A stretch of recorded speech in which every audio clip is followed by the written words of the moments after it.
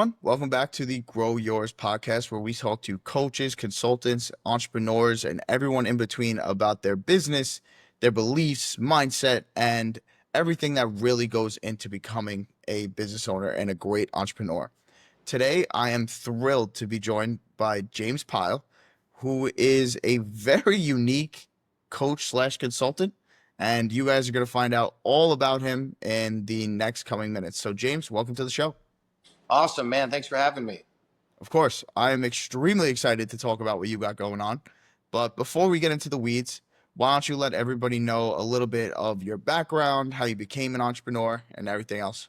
Yeah, sure. So I grew up in a small town in eastern Washington State, and I grew up with very humble beginnings. You know, my parents didn't have a lot of money growing up, so I really was left to the development of the imagination of the child, the human child mind. And I knew from a very early age that if I wanted to improve my position in the world and obtain the things that I wanted, I needed to find a way to generate money and be able to buy the things I wanted because my parents were not going to be able to. And so when I was probably around like 8 years old, one of my friends and I, we grabbed a couple of yard rakes and put them on our handlebars and just started pedaling around town, knocking on doors, asking for, neighbors if we could rake their yard for a few bucks. And we started doing that process, and it was something that I returned to throughout my childhood. And that was really the beginning of my entrepreneurial journey.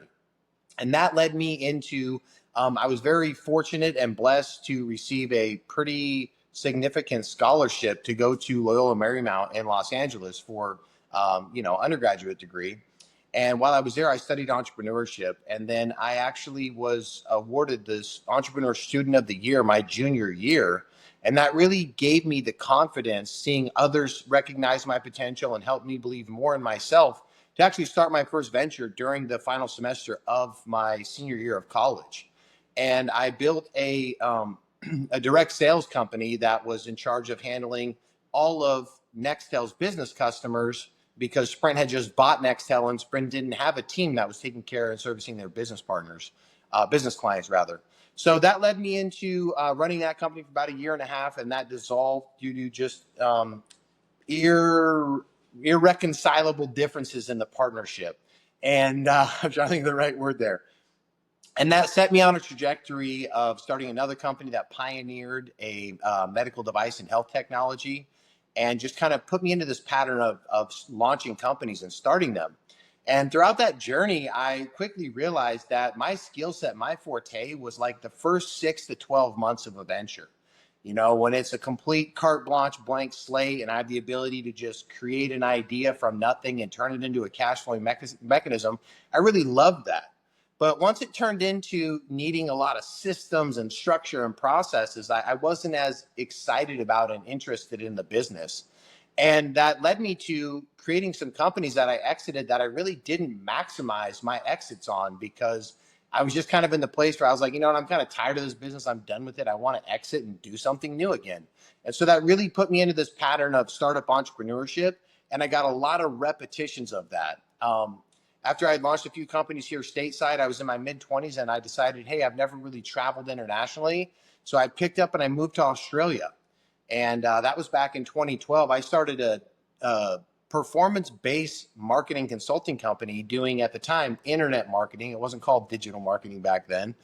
And I had come out of starting several companies, and I had seen that these people charge these outrageously high fees, but they weren't really very sure to guarantee results for what they were charging for. And my thought always was, hey, if you're that good at what you do, you're missing out so much by not getting a piece of the slice on the back end. And so that was sort of my first entry into working with other businesses to receive, if you will, a JV or a rev share, taking them on as a client. We ran that business for about 9 months, and then we picked up and we moved to Thailand. And we lived on the beach in Thailand for 3 months in Phuket while running a team of VAs in the Philippines. And so that really is like the trajectory of what caused me to be a startup entrepreneur, the things that I found were my true passion of launching businesses. And that led me up to eventually starting Awareness Elevation. That is an extremely interesting career path. And I'm glad you shared that one defining moment in college that made you feel that you could really upstart and start excelling in business. But what was a moment while the businesses were running where you got that reconfirmation? Because everybody who starts a business has that belief in themselves. They think, yeah, I could definitely do this. But then when they start, it's really hard. So, what was the moment while you were actually running a business where you were like, all right, I'm good at this. I could do it again and again and again? Yeah, well, that's a very, very good question. And it's something that I think a lot of entrepreneurs experience. We have this grand vision that we've got and that we cast, and then, we're in day one of the work. And then sometimes what can happen after months and months of doing the work, we can lose sight of that big vision because what we're doing today doesn't really look like that big vision we had. And what I realized in myself and in others is that, sometimes after going through that process of launching and working to scale an enterprise, the entrepreneur becomes disconnected and they kind of start to lower their vision to match where their reality is at. So for me, I was very fortunate in the sense that when I was building my first few companies, they were direct Salesforce companies. So one of the things that let us know that we were winning was the financial scoreboard every month. And I think it was probably about 5 months after I had launched my first business. I launched in February of 2007. And then basically, like 2.5 months in, we had hired three guys that were basically friends of mine. And, don't need to go down the rabbit hole on that of friends in business, but it usually never works out the way that everybody thinks it will. And after about 2.5 months, we had to let them go because it was just not working out. And basically, right when I graduated college in May of that year, my partner and I had to start over. We had to move office locations after 3 months. We basically started with a clean slate, and it was just he and I in there cold calling every day, every day. And it was about 2 months straight of that, May and June. And then into July, we had actually built enough momentum where we began hiring a sales force. And by the end of August that year, we had, I think it was about 5 people working for us coming into the office every day. And those are really those indicators that I can do this, I'm successful. And I was blessed to be naturally inclined in sales and then also did a lot of work teaching myself higher levels of sales. And then I was teaching others how to sell. And that was such a cool feedback mechanism to see people coming in who, they didn't even have money for like gas or lunch most days, a lot of these guys. And they'd come into the office, they'd get a job with us. They wouldn't even really know how to sell or get on the phone. And within a matter of weeks, they'd be getting deals. And within a matter of months, they'd become a serious sales professional. And so that was a really cool feedback indicator that I was able to benefit from in those early businesses. I feel like a lot of people don't have the opportunity nowadays to really feel that impact because of the remote business world and the online business world where you're not tangibly see like your employees aren't necessarily tangible. You see them on Zoom and there's a lot less of that aha moment when you don't see the bodies. And I'm sure a lot of people struggle with that, but you were really, really lucky there to be able to see these people grow right in front of you each and every day. Yeah, totally. And that's I'm glad you bring that up because like especially in a sales team in a sales organization, like there's nothing like that frequency of a bullpen environment where you walk in the room and there's just a low rumble from all the different conversations happening, and then you're seeing people close a deal and then you're seeing them light up because either that was the first deal of the month and now they can pay their rent and buy gas to get to work for the rest of the month, or maybe it was their 10th deal and they just hit the bonus round and now they're getting a higher commission on every deal going forward. And there's just really nothing to supplement that in-person dynamic, I truly believe.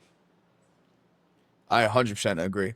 And I think now what you're doing, being able to take that success and spread it other to other entrepreneurs through your current business is something that's truly remarkable. And basically what I think everybody should be in the service industry for is to just help people to help other people. I'm a huge believer in that.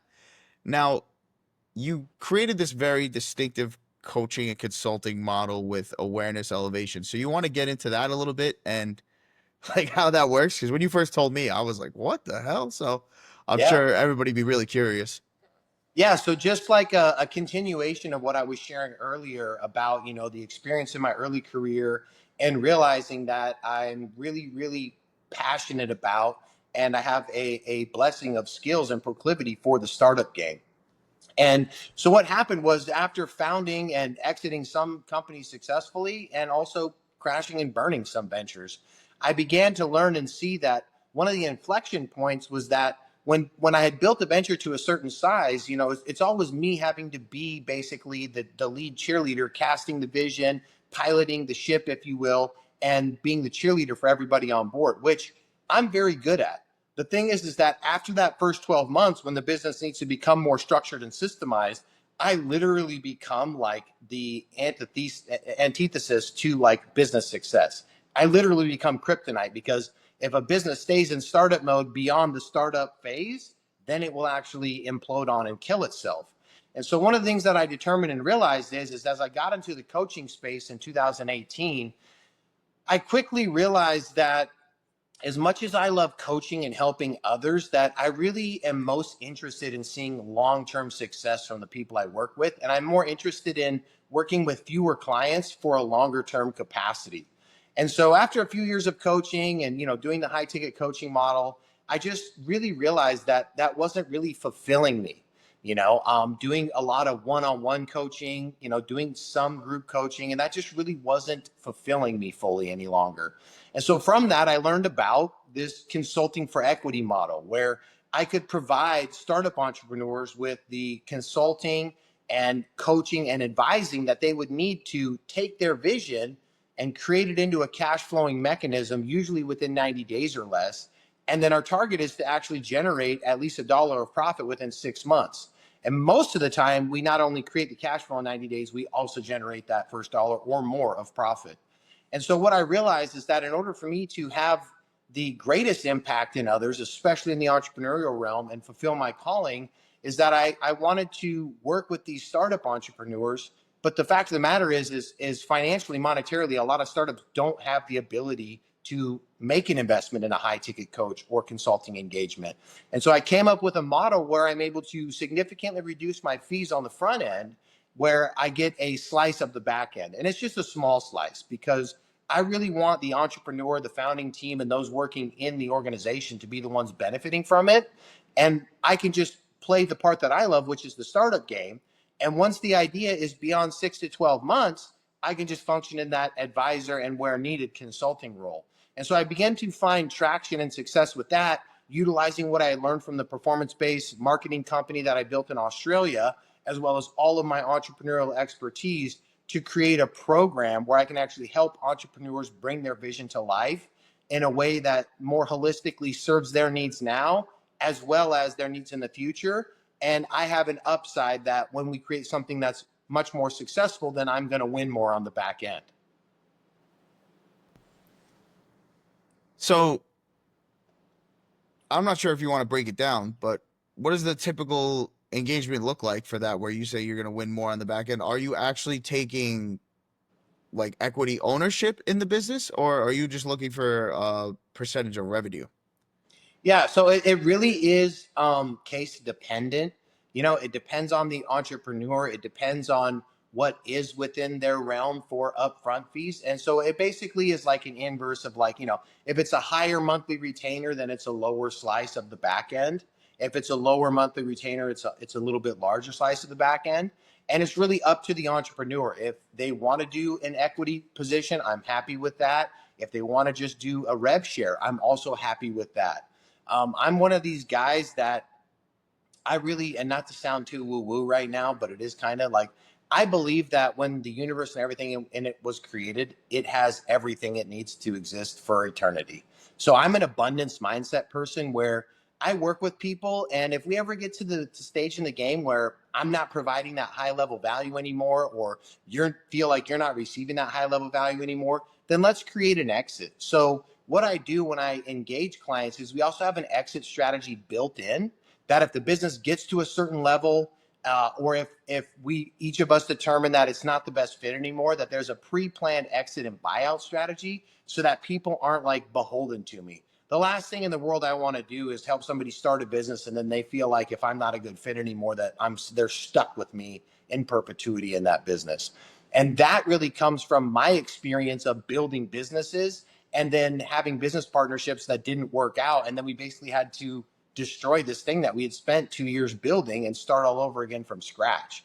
And so it became this way where we can more holistically work together now and in the future. And if it doesn't align in the future, cool. You go your way, I'll go mine. It's still a win-win scenario for us both. And I've got another several dozen opportunities always coming my way all the time. So it's not like I'm so locked into one that I'm worried about missing out on anything.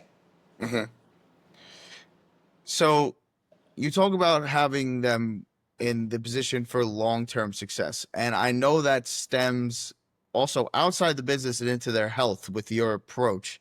So you want to give us a tidbit about that unique approach they use to qualify some Yeah, entrepreneurs? totally. Totally. So part of the, just progression of my life and through the process of my own spiritual expansion, I became aware of water only fasting.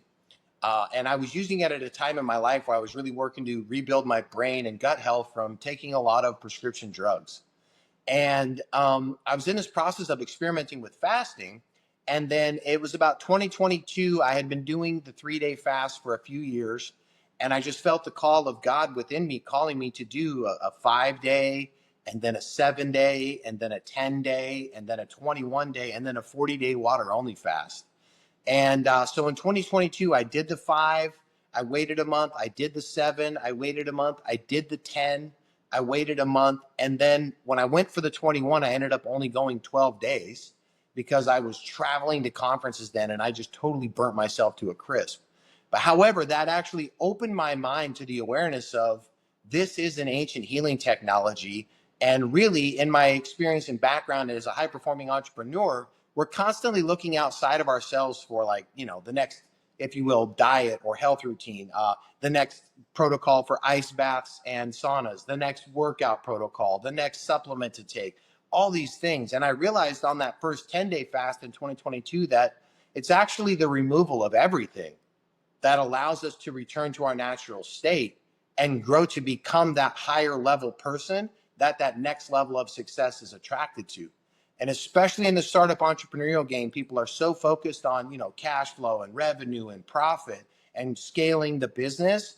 Oftentimes the founders forget that we must first scale ourselves, that our success is attracted to who we are, and that our level of income will rarely exceed our level of personal growth and development.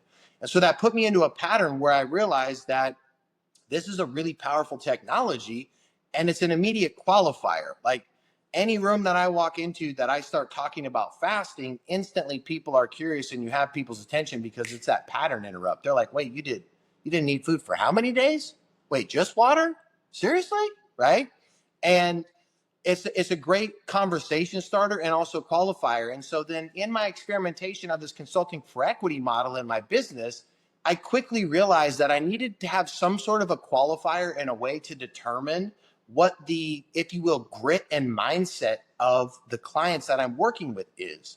And what I determined then is that it's actually this water only fasting process, because a person who can go all in on themselves and sacrifice food for at least 72 hours and go through this fast, that's somebody who can accomplish what they put their mind to. And so when I'm reducing my consulting fees to take a slice of the back end, I'm making a significant bet on whether or not these people are actually going to show up and perform. And I'm not getting compensated up front the way a lot of people do to hedge that bet. So I've designed my program right now to be several rounds of the 3 day fast that people can come through to qualify for that consulting for equity mechanism. And what that's done is that it significantly reduced the number of opportunities that actually make it to me that have that conversation, while significantly increasing the actual viability of those opportunities and those entrepreneurs delivering on what we agree to. So really, it's just this powerful process to help remove everything and elevate awareness of our subconscious patterns, help us remember our true identity, and help us elevate awareness of what our true purpose is in this life and what we want to commit our life to. And the saying that I share with people is that when you know who you are, you know why you're here, and you know what to do with your life. But when you don't know the answer clearly, confidently to all three of those questions, basically life is a lot of frivolous spinning of wheels trying to be who the world wants to tell you to be, until that self-awareness moment, which I call step 0, of knowing who we are, what we're really here to do, and then going all in on that. So, do you have a particular client, you don't have to give names or anything, that you saw a truly remarkable transformation from when you met them to maybe that exit or the end of the business partnership?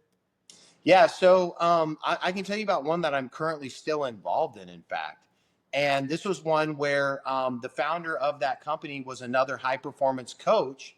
And when we met, they just started fasting. Like, just as soon as they met me and found out about it, they were like, yo, I want to fast. What do I need to do? And it was a female. And one of the things I want to cover here, just for a quick moment, because it needs to be talked about, when men fast and women fast, it's two totally different things. Because of women's hormone cycle, there's only a very small number of days in the calendar month that it's safe for a woman to fast safely and healthily. Men, on the other hand, can do it anytime they want. And that's why I've focused my program around coaching men, because when I set a date that a fast is going to happen, it doesn't have to sync up with a hormone cycle. Okay. So now that disclaimer being said, as well as one other quick one, I'm not a doctor and I don't pretend to play one in real life or on the interwebs. Do your own diligence, enter at your own risk. Um, all of that to say that when I met this person, she started fasting straight away and continued to stay in the fasting process. And then it was about like a year and a half later, we actually launched a new business, and this was in January of 2024. And the growth that I saw her experience and that I witnessed her transformation in was literally like the waking up of her true identity, and also the waking up of all of the toxic load that she had been living with in her life, thinking she was living a healthy lifestyle. And so just seeing someone become truly activated and self-authorized, self-activated from within, I continue to see massive growth and transformation in her, as well as other clients that have come through the program. Just a quick mention is a lot of the guys that come through the program and that stay in the process and go through several rounds of the fast. I mean, they're losing 30, 40, 50 pounds and keeping it off. We have guys that are as skinny and lean as they were in high school, and they haven't had visible abs in 20 or 30 years. And now all of a sudden they've got like the makings of a six pack coming in. And it's not just about the physical benefit. That's just an indicator of what's going on inside of someone. And so just to see these men coming awake, coming alive, soul on fire, passionate to live their true identity and purpose, it's the most gratifying thing in the world. And I absolutely love it. That's amazing. And I think what you're saying about their mindset improving is truly the most important part, because if your mindset isn't right and you're doing something that's entrepreneurial, you'll probably lose your mind or punch through your computer screen or something. Like, there's days where it's just so tough, and without the mental clarity and the ability to be like, okay, these are the three things I must do today in order to keep moving forward. So Totally. I want to talk a little bit about that mindset and how it directly relates to gut health, because I know that water fasting actually improves your gut, and everybody says you should think with your gut, use your gut, go with your gut. And I don't think people realize the legitimacy behind that. So I was wondering if you could expand on that a little bit as well. Yeah, totally. So, as any entrepreneur's greatest asset is our mind, right? And like you just said, a lot of like the modern world has taught us that like the upstairs brain is the first mind.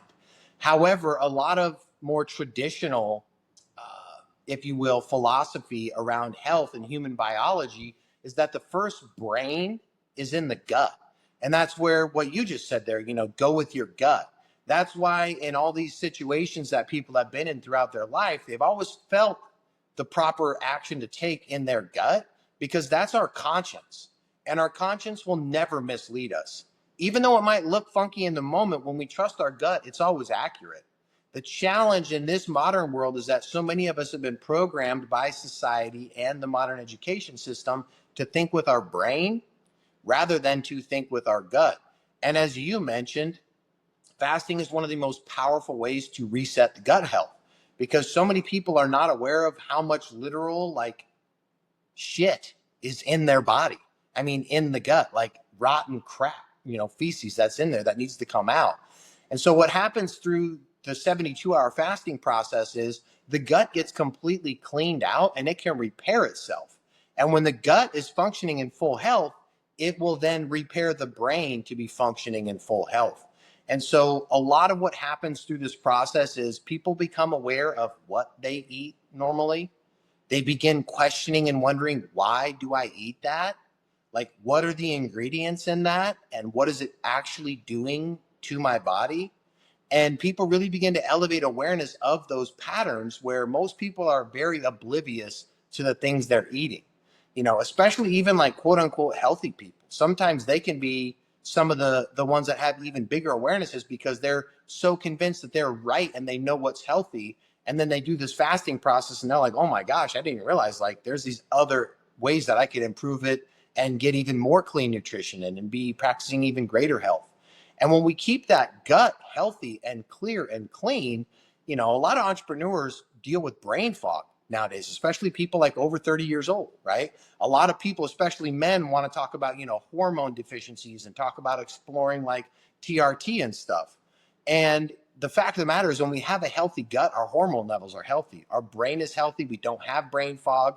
We naturally wake up in the morning with energy and we can just operate at that sustained high performance. And one of the things I want to share too is that, I believe that life is all about keeping it, not getting it. And most entrepreneurs are focused on getting it, meaning, getting to at first 100K a year, then getting to a million a year, then scaling beyond 7 million a year. And it really doesn't mean anything if you're not going to keep it. And most people who have achieved something great, they've made a sacrifice in either their well being or in their relationships. And so I really believe that high performance is defined as success above and beyond standards over the long haul. So, you're more successful than your peer group over the long haul without sacrificing your well being and those relationships.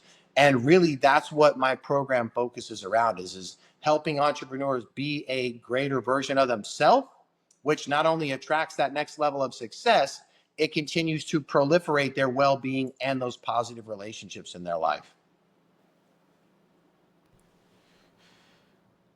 So that gut health and that mental clarity has to lead to sustained success, right? Just like you were saying. And outside of their health and what's going on internally, what do you see entrepreneurs struggle with the most externally in their business? For me, especially with startup entrepreneurs, it's a lot of solopreneur mindset, a lot of founder syndrome, we call it, right? That thinking that if I don't do it, then it's not going to get done accurately. And really overcoming that obstacle of understanding the power of systems and processes to create effective models of delegation. I think a lot of people, founder entrepreneurs, they become the bottleneck very quickly in their organization because they run on like what I call a centralized command, meaning like everything in the business has to flow through them. And so I see that as one of the big obstacles that I help people with is being able to create what I call decentralized command, where everybody knows exactly what their role is and the processes are in place to do that role. And you don't need to report back to home base in order to do what you're here to do. Also, having people cross trained on different roles so that if one person goes down, another person can step in and pick up the slack, if you will. So it's really just helping entrepreneurs to know that mindset of the way to create effective delegation is efficient systems and processes and creating that decentralized command structure. And then a dovetail that goes with that is, oftentimes dealing with people who it's their first time they've started a venture, they kind of get what I call like the iron grip on that venture. And it's like it's their baby and they don't want to let go of it because it's their little baby. And what can happen is that they can actually suffocate that baby out by keeping too strong of a grip and kind of strangling it, if you will. So it's really helping others to be aware of the fact that, if you want to really grow this thing and create the big vision that you're intending to create, it's going to take a team to do so. Even in the age of AI, even in the age of automation, all these things, there's no replacement for that human connection and knowing that you're having others that are also believing in you, believing in your mission, and taking that daily action to make it your reality. How did you discover that personally? When was the moment where you realized that, hey, I need to systemize everything that I do in order for businesses to Man, I excel? think it was around 2009 or 10, I got a hold of this really high level entrepreneurial training program that, quite frankly, would literally, it's still so relevant today, it would smoke probably 99% of business training programs that are out there. And it was in that program I began to become aware of systems and processes. And then I found this book, I think it's called Work the System I think it's by Sam Carpenter. And it basically tells the story of this guy who ran like an outsourced like answering service, and how he found himself like unable to do what he wanted and live his life the way he wanted because he was beholden to this business. And so it really began to explain the process of systemizing everything in your company. And, me being a very like a 10 in quick start on a Colby index, for those that are familiar, like I'm a 10 quick start and I'm a 2 follow through, which means I'm really good at making stuff out of thin air and getting people excited about it. But like if it means showing up every day and just turning that wheel, I'm not going to be the person that does that. And it's creating systems and processes, a very detail oriented thing. It's a meticulous thing. And so that not being my natural state, but being me becoming aware like that's the linchpin to create scalable enterprises, I just accepted that, hey, I don't care if this is my flow state or strength or not. I need to learn this stuff if I want to be an entrepreneur.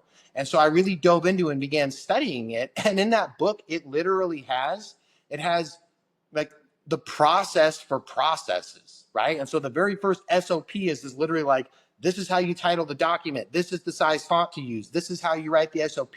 And kind of in like, if you will, OCD or anti-retental style. But I realized that that was going to be a key success factor. And so when I realized that, then I made sure that I always put an operational person in the company to staff against my weakness, to be in charge of and create those SOPs and drive that business model development that I could provide oversight on. But it was never like my full responsibility to be in charge of creating those, if you will, SOP documents and operational business manuals. So you made it very clear that you have a great understanding of the entrepreneur, which is what probably makes you a great consultant or coach, whatever you want to call yourself. And you understand the outer factors that go into actually growing the business. So now I'm curious, how have you been able to grow yourself and the business that you've created? Yeah, so there's a couple of key factors in there for me, and really just a continuation of what I was sharing before, really focusing on the who, not the how. The ways that I've been able to grow and scale different businesses is not focusing on what I'm going to do. It's focusing on who can help me do that. And I think a lot of entrepreneurs get caught up in wondering about the how. How am I going to do that? How am I going to do that? And so what I do is I work to build the team around my weaknesses, and I'm constantly on the lookout for talent. That's something that I think a lot of entrepreneurs miss, especially entrepreneurs in this age. I think one of the most important skill sets for any entrepreneur is to constantly be on the lookout for talent, and to know that the best employees, the best workers, they probably already have a job. So it's knowing how to be aware of these things and know how to look for a core skill set along with fundamental core beliefs that are shared, and then being able to have conversations and invite people to opportunities that could be a significant expansion of their current role.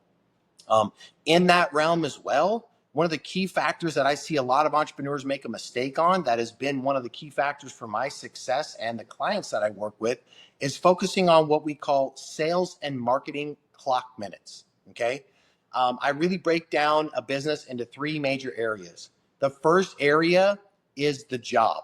It's, if you're a coach or a consultant, it's the thing that you love to do, that you would do till the end of time, and you would do it for free because you just love it that much. So if you love coaching people, that's the job. Okay.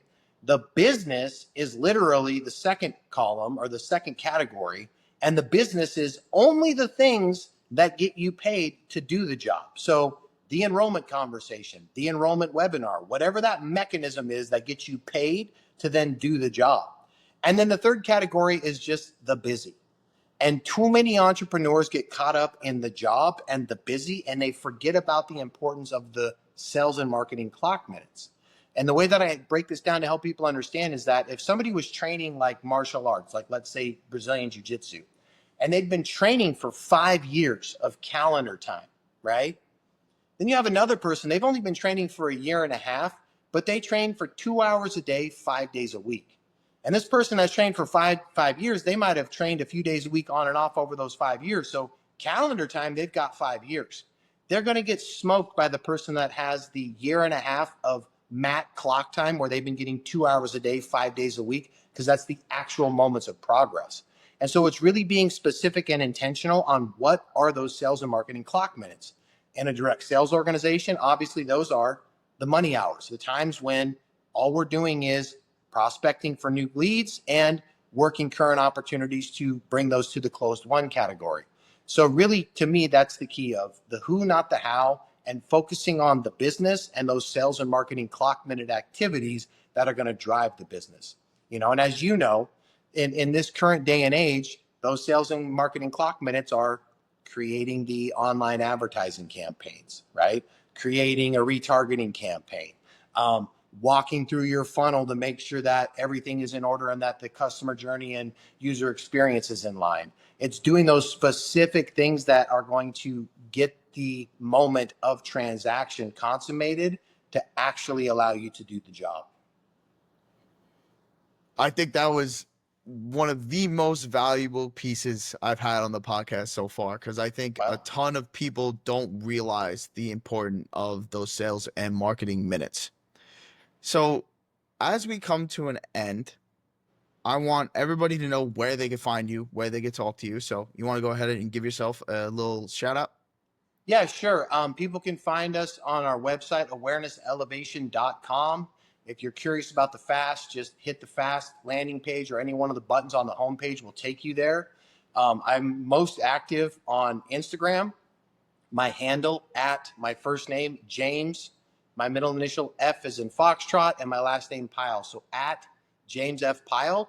And people can also find me at LinkedIn under James Pyle.